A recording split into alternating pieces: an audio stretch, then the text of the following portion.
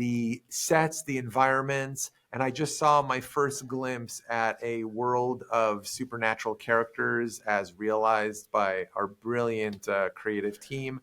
And so all I can say is the work is being done as we speak. It's in what we call full development. Scripts are being written, art is being created, and it's a great time to be a Ghostbuster. Gil, it is wonderful to see you again. Congratulations on the movie. As we record this, we are less than T-minus 24 hours till fans around the world get to see Frozen Empire. How are you feeling? Excited? Jeez, nervous? Alex, I was feeling pretty relaxed and looking forward to this conversation, but you started off with that grenade of a stress bomb. So now I'm on edge, and every word is a dagger leaving my lips.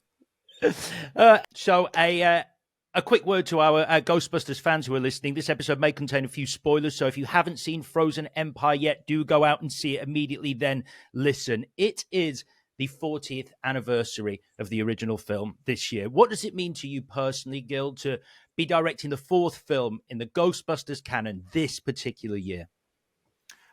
It's incredibly meaningful, both because it's the 40th anniversary of my own relationship with Ghostbusters as a young film lover who went to go see the first film in a cinema at the tender age of 7.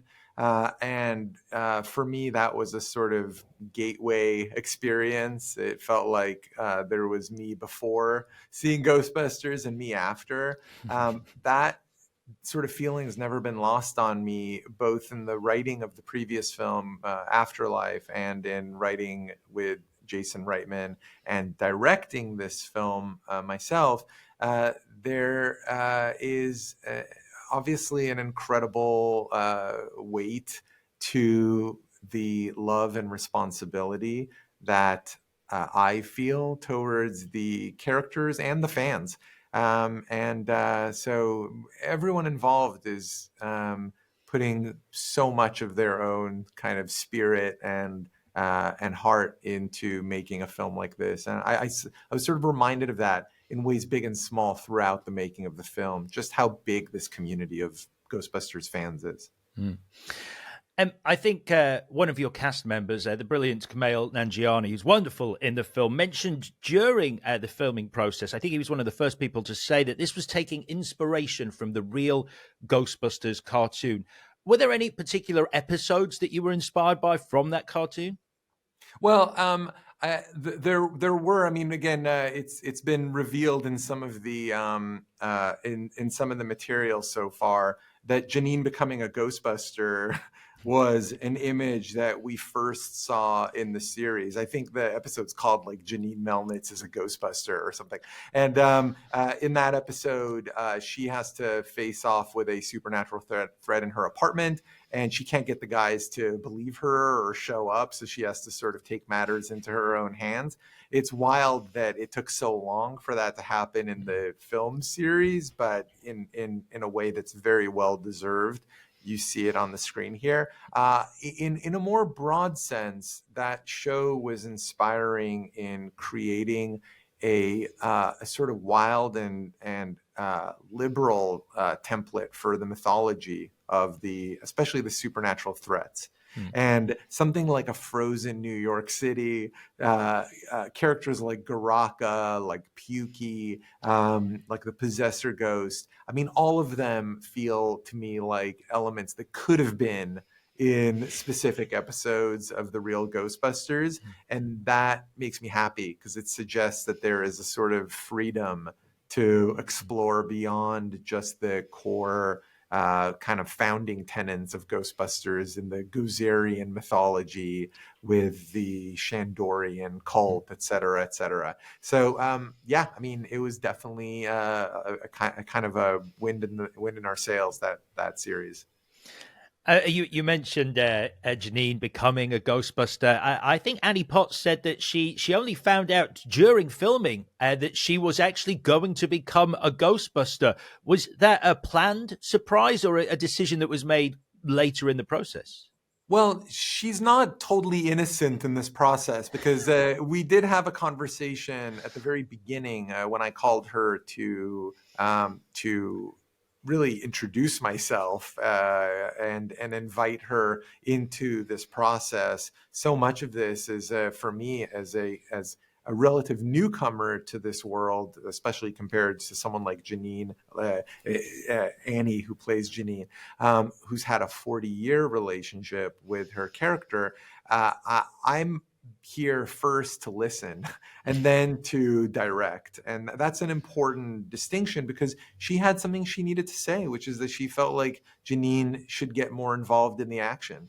And that landed on me. It resonated. And Jason and I went back and developed a sort of deeper investment for her character in the action of the film. But even so, there was still this basic question that never got posed to me. And Alexis Forte, one of the two costume designers on the film, who did a brilliant job creating the costumes, came to me with she loved asking a lot of questions every day. There was like this clipboard with basic questions, the sort of things you just have to answer but never think about while you're writing.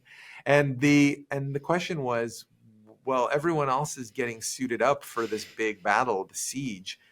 What's Janine going to be wearing? And I sort of answered without even really thinking about it. It just felt so natural that Janine needs to have a flight suit. Yeah. And Alexis was like, I love it. Of course, we'll make her a flight suit. And I realized I'd never actually asked Annie about it. So I called Annie and said, I think Janine's going to be wearing a flight suit, and she was delighted. She was so happy, and you can see it on screen. I mean, there's so much joy and confidence, and she carries herself with so much pride, especially once she's suited up. It makes me really happy as a fan. Yeah, it's a wonderful moment. There are certain things you obviously knew you were going to include in this film before you started writing the script. It was going to be in New York. There were going to be lots of ghosts. It was probably going to end with the Ray Parker Jr. song. But I think this is the first time in a Ghostbusters film we've had magic in the form of Kumail Nanjiani's character, Nadeem. Was that a bold decision? Did you feel that was a big decision to make? And what was the thinking behind it? Absolutely. I mean, I do think that we were conscientious of the fact that we were pushing in a direction that perhaps is not familiar territory for a Ghostbusters story, but it didn't feel alien to Ghostbusters. I mean, let's just acknowledge that Ghostbusters has always had a kind of liberal application of the supernatural, both in the first and the second film. If you look at, Mood Slime, for instance, in the second film and the way that it behaves, there is a supernatural verging on the magical quality that kind of runs like a ribbon through these stories. I think the important distinction is, and again, I'm going to be very careful not to get into territory that might diminish the experience for a fresh audience, but it's actually learning about the sort of historical context for magic in these stories and how it connects to maybe a deeper history to ghostbusting as a pursuit. And I think that's the part of it that felt thrilling as a fan to write, is that maybe this 1984 maybe wasn't the beginning of ghostbusting as we know it, and that felt like it sort of gave a framework to everything that happens with Nadeem's character to sort of coexist happily in the world of Ghostbusters. I would love to talk now about your brilliant big bad Garraka.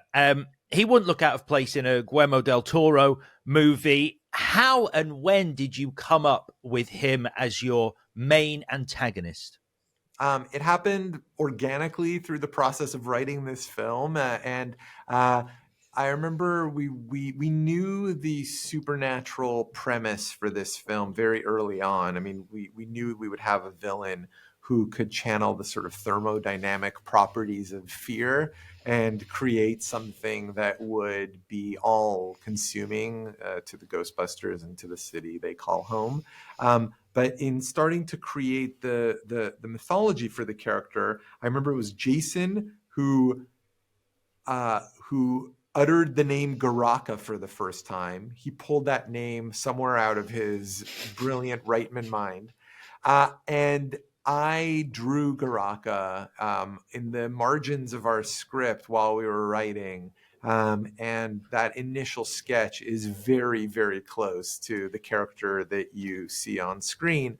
It's a sort of representation of the kind of nightmarish specter that I've always wanted to see the Ghostbusters go up against, and brought in because it's a creature. He's a sort of evil god who is able to harness human fear as a catalyst for destruction. It needed to be a character that had the hallmarks of pure nightmarish terror aesthetically. And that's where the long loping fingernails came from. That's where the sort of grotesque proportions came from, the sort of levitation, the slow staccato movement. And I have to say, even in the sort of directing and animation performance of the thing, I worked with Troy Saliba, a brilliant animation director who I worked with on Monster House actually way back when. And like in that previous collaboration, but even more pushed on this film, I used references going more to the sort of classic film monsters like Ray Harryhausen's Seven Voyage of Sinbad, moments to me that had a kind of staccato terror to the movement. And that was very much a kind of core direction and inspiration for this character. I remember interviewing Jason, and I was asking him, going forward in the Ghostbusters universe, are there any filmmakers who he'd like to see tackle a Ghostbusters movie potentially? And he did mention Guillermo del Toro. But going forward, are there any filmmakers or actors you would particularly like to see be involved in a future Ghostbusters movie? God, I mean, I feel like as a fan, there are so many people. I would, I will say, I do feel like we used every actor in every funny actor in the world in this movie. Look, I would love to see Ghostbusters become a world of storytelling where young directors can tell stories. I would love I would love to see a young woman tell a story in a Ghostbusters world. It feels like there is an energy and a point of view within that can create a whole new path to energy and storytelling. Yeah, I'll think about it, but in my mind, it's a very inclusive world, and I think we've got space for tons of new voices in Ghostbusters. One of the new faces in this movie is James Acaster, the brilliant stand-up, the British stand-up. How did his casting come about in the film? Well, first of all, both Jason and I are fans of James's stand-up, and we had both independently seen him do his stand-up show. I saw him at the Soho Theater years ago, and he's an absolute brilliant presence on the stage. I actually worked with James on A Boy Called Christmas, the film that you and I met while I was promoting. He was one of the comedians who was brought in for me when I was leading the sort of comedy workshopping part of the screenplay before I went off to go shoot the film. And so it was a room full of brilliant young British comedians. And James stood out to me as a singular voice in that room. And we kept in touch. I've been a fan since. And both Jason and I saw in him potential beyond what he had been able to do up until that point. We felt like there was an actor in there. And my favorite part of watching James on screen, I think it's a really fresh and confident performance from him. I love feeling the moments between the moments where he feels like it's a proper grounded performance, and that makes me really happy because you sort of see that and you realize this is somebody at the beginning of a film acting career, and you know he's going to go really far. Um, I saw the movie yesterday, and there's a great mid-credit sequence. But unlike Afterlife, there is no post-credit sequence. Obviously, at the end of Afterlife, we saw the Ecto-1 pulling into the firehouse and setting up the return to New York. What was the thinking behind the decision to have no post-credit sequence on Frozen Empire? Well, the film ends with a sort of triumphant call to action. I mean, the door is definitely blown open into what the next few steps are. So it didn't feel like it needed another bit of narrative to tie up any loose ends. I mean, with Afterlife, the post-credit sequence was definitely a bridge being built between the story of the events of Somerville, Oklahoma, and a return back to New York City. In this story, we know now that the Ghostbusters have, without giving anything away, have a job to do, and that job is, you know, stretched out in every direction on screen in ways big and small. I know you're a fan of London. You've spent time here before.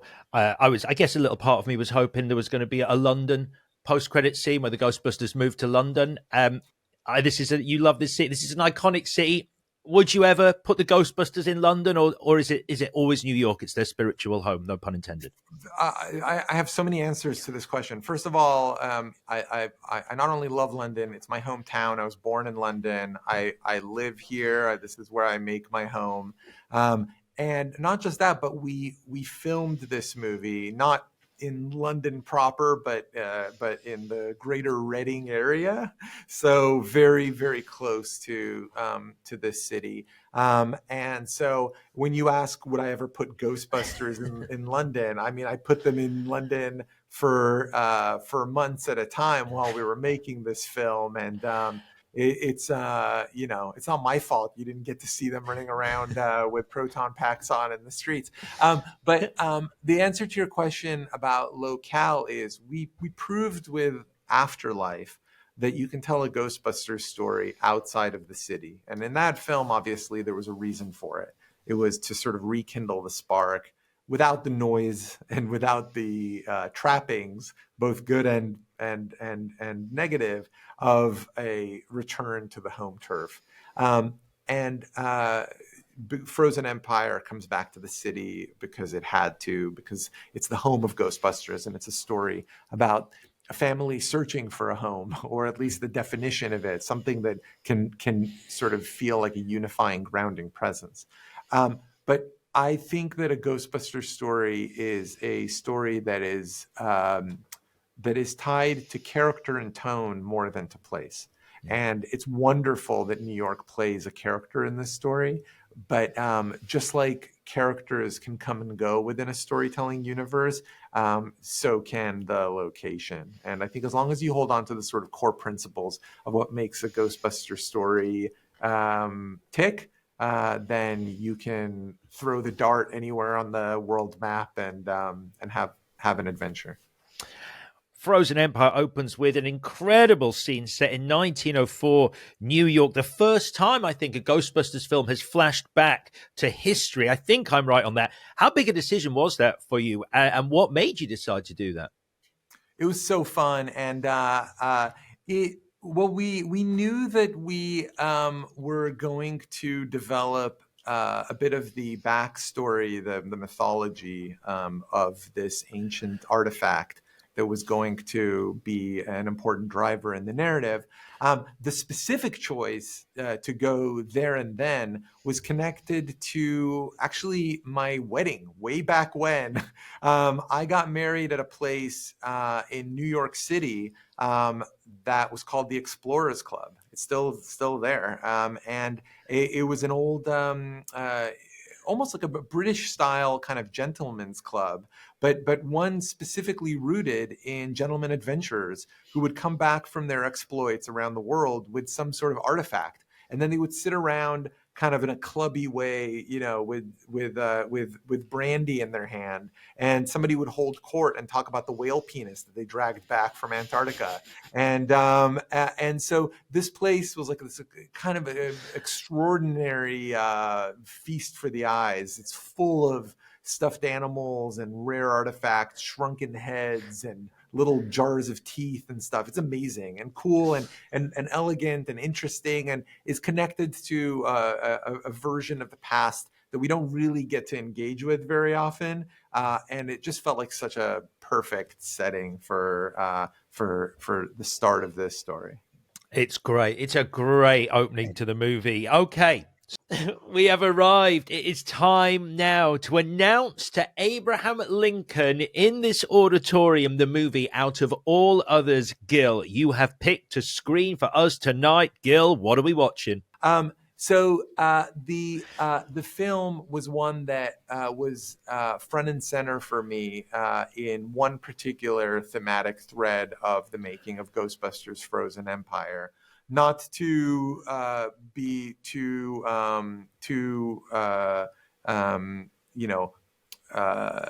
audacious in my plugging of the film once again at the closing moments of our conversation, but it actually was a piece of film that I shared with the actress Emily Alyn Lind, who plays a significant ghost character in this film. And anyone who sees this film will see that for the first time in a Ghostbusters film, we have a ghost with a story to tell.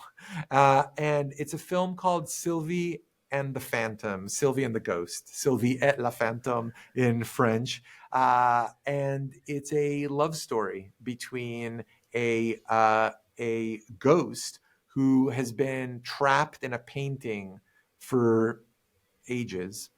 And he emerges from his painting with his delightful little French dog every night to wander the halls of his old house.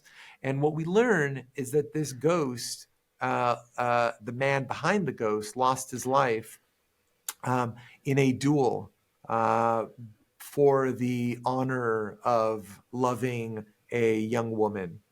And the tragic love story at the center of this film is that this ghost emerges, and one day he encounters something that takes his breath away. It's this woman just as he remembers her all those years ago when he lost his life, but it happens to be the granddaughter of that woman who is now visiting this same home where her grandmother once lived.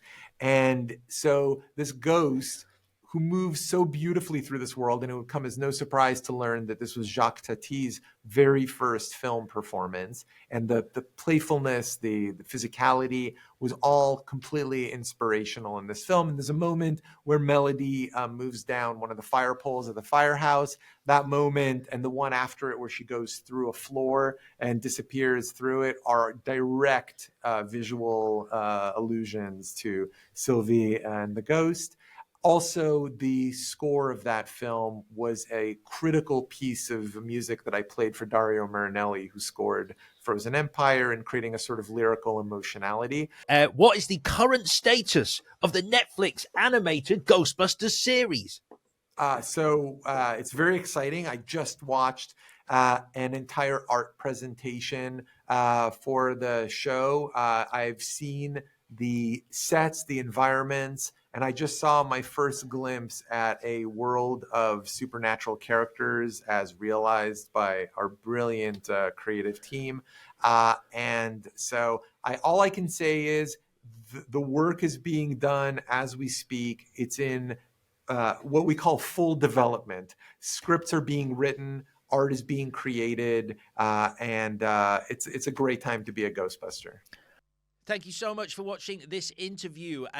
I'd love it if you would check out some of the other interviews on our channel. They're all fascinating and unique trips to the movies with some wonderful, wonderful guests. And if you would like to find out more, do hit us up on our social channels. We are at Trip to Movies Pod. That's at Trip to Movies Pod on all social media with lovely content on there. And you can get in touch with us if you so wish. Thanks again.